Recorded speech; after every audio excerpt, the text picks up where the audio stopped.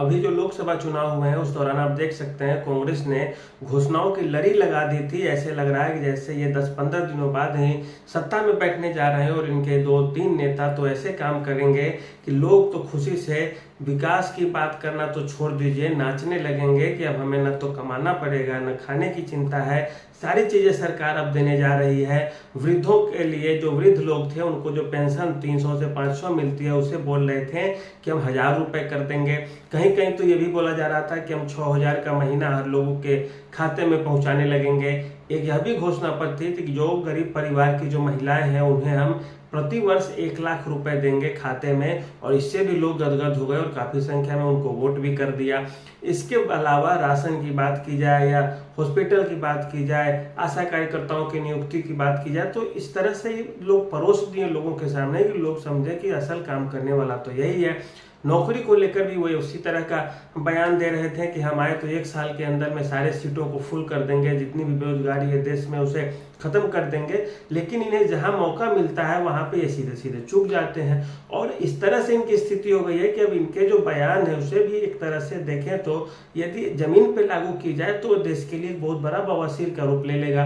कर्नाटक में इन्हें मौका मिला, ये 5 योजना लेकर आए थे, 5 घोषणा किए थे कि हम राशन देंगे, लोगों को 5-5 किलो अतिरिक्त चावल देंगे। और इसमें बात की जाए जब चावल देने की बात आती है तो इनके पास जो स्टॉक थे राज्य के पास वो केवल और केवल 5 किलो देने लायक ही थे। 10 किलो की बात अब कौन करे। अब एक्स्ट्रा इनको चावल की जरूरत पड़ गई लगभग में 2.5 लाख मीट्रिक टन के अलावा आसपास। अब ये सोचने लगे किससे लें। कभी केंद्र को चिट्ठी लिख रहे हैं तो कभी आंध्र प्रदेश को चिट्ठी लिख रहे हैं। केंद्र देने को भी तैयार होती है, 34 या 36 रुपए क्या प्राइस था उस समय। तो इनको कीमत में नेगोशिएट करने की फिर दिक्कत होने लगती है, कीमत के लिए पैसा नहीं ला पाते हैं। फिर ये आंध्र प्रदेश से बात करते हैं, आंध्र प्रदेश अपना हाथ खड़ा कर देता है कि हम नहीं दे पाएंगे।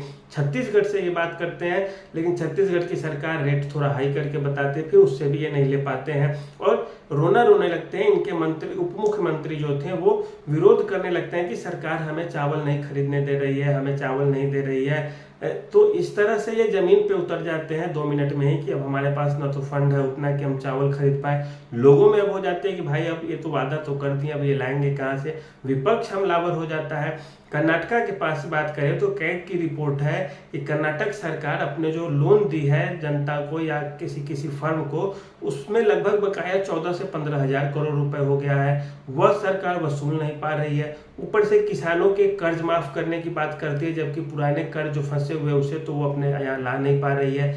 घाटा बढ़ता जा रहा है सरकार का। सरकार की आमदनी जो ये 5 घोषणाएं किए थे उसके लिए पैसे चाहिए थे 50 से 60 हजार करोड़ रुपए, और वह लगभग एक तरह से देखें तो 1/6 भाग 15-16-18% हो जाता है कुल बजट का।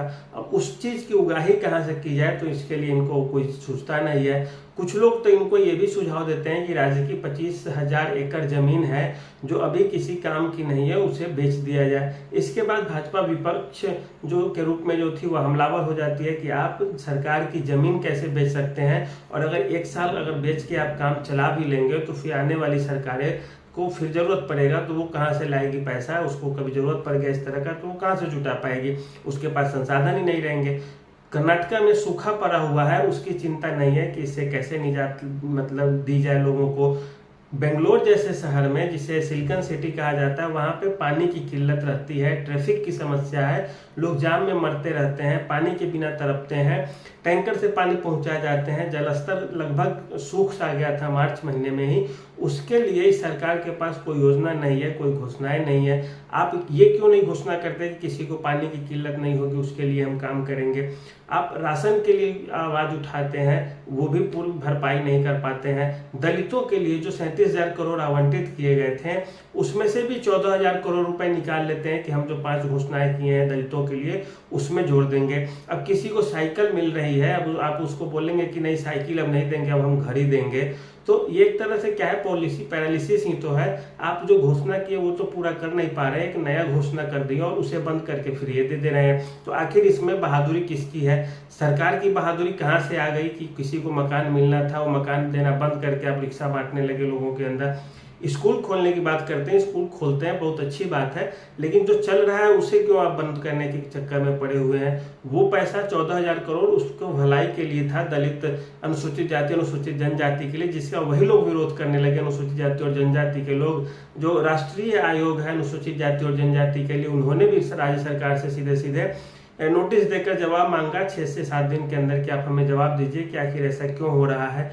अब दिक्कत है कि आप घोषणा किए, क्या उस वक्त नहीं सोचे थे कि हम ये पैसे कहाँ से लाएंगे जिससे कि इन घोषणाओं की पूर्ति की जाए, या जनता को बेवकूफ़ बना रहे थे। और बेवकूफ़ बना रहे थे तो कितना दिन आप बेवकूफ़ बनाएंगे, ये भी तो बता दीजिए। अब ये 14,000 करोड़ जो निकलेगा उनके इलाज के फंड से और उसी से ये चीज़ दिया जाएगा, तो फिर आप उस समय भी बोल दिए होते कि ये पैसा जो इस काम के लिए होगा उसको हम बंद करके ये चीज़ दे देंगे।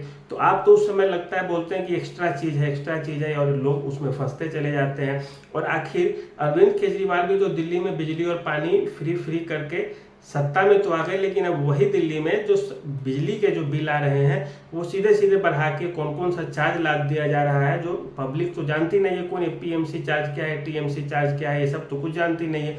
वो तो सीधे सीधे पे करना जानती है, और आप यदि लगा देंगे तो वो बेचारी तो देगी ही देगी। तो वही बात कर्नाटक में आप बिजली फ्री करने की बात करते थे और बिजली अब कटौती होने लगी जिन इलाकों में कटता भी नहीं था। तो एक तरह से जनता इसमें इस तरह से परेशान होती है, जिसका कि लोकसभा चुनाव में इसका आप रिजल्ट देख सकते हैं।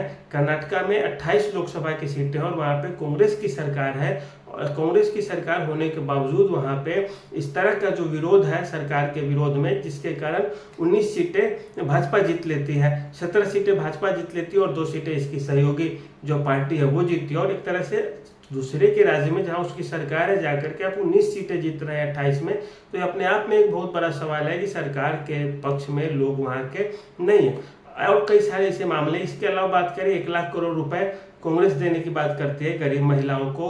अब मान लेते हैं हम कि 140 करोड़ में से 40 करोड़ लोग भी, 40 करोड़ महिलाएं भी होंगी जो गरीबी रेखा के अंतर्गत आती होंगी, तो आपको उसके लिए 40 लाख करोड़ रुपए देने होंगे।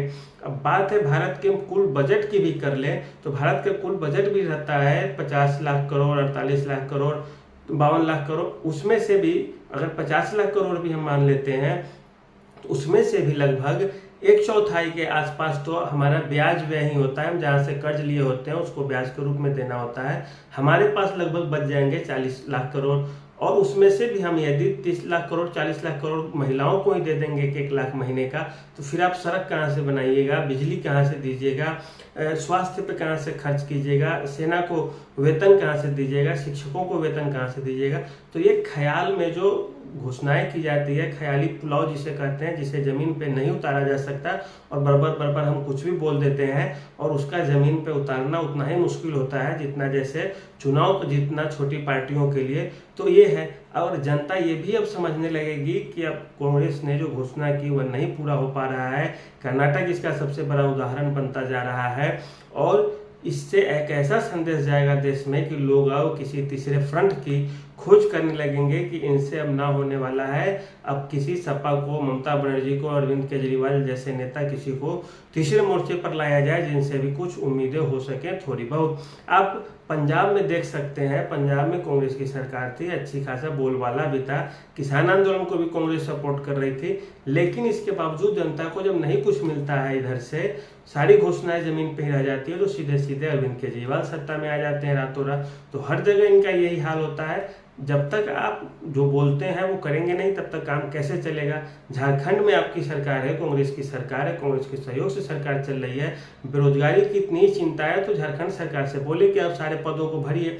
झारखंड सरकार में जो भ्रष्टाचार के मामले आ रहे हैं नौकरियों को देने में, उस पर भी तो आप बोलिए, उस पर क्यों नहीं बोलते हैं। राजस्थान में आपकी सरकार थी, 5 वर्ष चली है, 1-2 वर्ष नहीं, और 5 वर्ष में राजस्थान लोक सेवा आयोग में 5 परीक्षाएं होनी चाहिए, हर वर्ष होते हैं लोक सेवा आयोग की परीक्षाएं। तो आपने 5 वर्ष में कितने लोक सेवा आयोग की परीक्षाएं कराई है राजस्थान में, ये आप एक बार बता दीजिए। 5 साल में कितने बार शिक्षकों की भर्ती हुई थी राजस्थान में, ये बता दीजिए। 5 साल में कितने बार पुलिस और कांस्टेबल और एसआई की बहाली हुई थी राजस्थान में, ये बता दीजिए। तो जब अपनी सरकार की बात आती है तो ये चुप्पी साथ देते हैं, दूसरे की बात आएगी तो बड़ी बड़ी बातें बोलेंगे, 50,000 देंगे, 1 लाख देंगे, 6 लाख देंगे, 15 लाख देंगे। तो इस तरह की घोषणाओं को करने से केवल पब्लिक बेवकूफ़ इतनी भी नहीं है कि आपकी बातों में उलझती चली जाएगी और वो धोखा खा जाएगी। तो कांग्रेस को भी ये चीज़ ध्यान में रखनी चाहिए कि आपकी जहाँ जहाँ सरकारें हैं वहाँ तो आप कम से कम काम करके दिखाओ, तब तो लोग इधर से उधर मैसेज जाएगा कि नहीं अच्छी बात है। आप राजस्थान में रहते हो बस सीधे सन्नाटा हो जाता है, पंजाब में रहते हो कितनी परीक्षाएं कराते हैं, कितनी नौकरियां पंजाब में दिए थे 5 साल में, इसका जरा आंकड़ा दे दीजिए आप लोगों के सामने, तब लोग मानेंगे कि बेरोजगारी आपके लिए मुद्दा है, एक बेरोजगारी को हल करने की आपके अंदर इच्छा है। बस जहाँ पे दूसरी पार्टी की सरकार है वहाँ बड़ी बड़ी घोषणाएं करते हैं, और जहाँ अपनी पार्टी की सरकार है वहाँ पानी भी नहीं मिलता है पीने को, ट्रैफिक जाम की समस्या रहती है, किसान को सूखा में कोई मुआवजा उस तरह का नहीं मिलता है, इसके अलावा जो लोन है वो माफ़ नहीं किए जा रहे हैं, और दूसरे क्या बोलते हैं कि हम लोन माफ़ कर देंगे, आते ही बिजली फ्री देने लगे तो फिर पता चला बिजली ही कटने लगी। तो इस तरह से काम नहीं चलने वाला है, और जब सब चीज़ आपके पास है तो फिर जिसके लिए जो फंड है उसको नहीं, वो चीज़ नहीं देकर कोई और चीज़ हम दे देंगे, हम जो बोले वो दे देंगे, इससे पहले से जो चल रहा है वो एक तरह से बेवकूफ़ी है फिर इसका मतलब। तो ऐसे में सरकार नहीं चलने वाली है, और इससे नुकसान किसको होगा तो कांग्रेस पार्टी को ही होगा। आने वाले समय में भी नुकसान होने जा रहा है इस चीज़ को, और लोग तीसरे मोर्चे की तलाश करने लगेगी कि देखो न तो ये भाजपा वाले कर रहे थे, न ही कांग्रेस वाले कर रहे हैं, और अब हमें कोई तीसरा व्यक्ति की जरूरत है देश में। तो इस तरह से स्थिति बदल जाएगी। तो ऐसी स्थिति ना आए इसका कोशिश करना चाहिए सभी पार्टियों को, और देखिए समय रहते क्या होता है। कांग्रेस को भी ये चीज़ समझनी चाहिए कि हम जो बोले वो करें, और इधर से उधर करके नहीं बल्कि सीधा स्ट्रेट फॉरवर्ड डायरेक्शन में करें कि हाँ ये सब चीज़ें चल रही, साथ में हम ये चीज़ भी करेंगे। तो इस तरह से फिर स्थिति सही हो सकती है, और तभी वे भाजपा को चुनौती भी दे सकते हैं। तो आज के लिए इतना ही, धन्यवाद।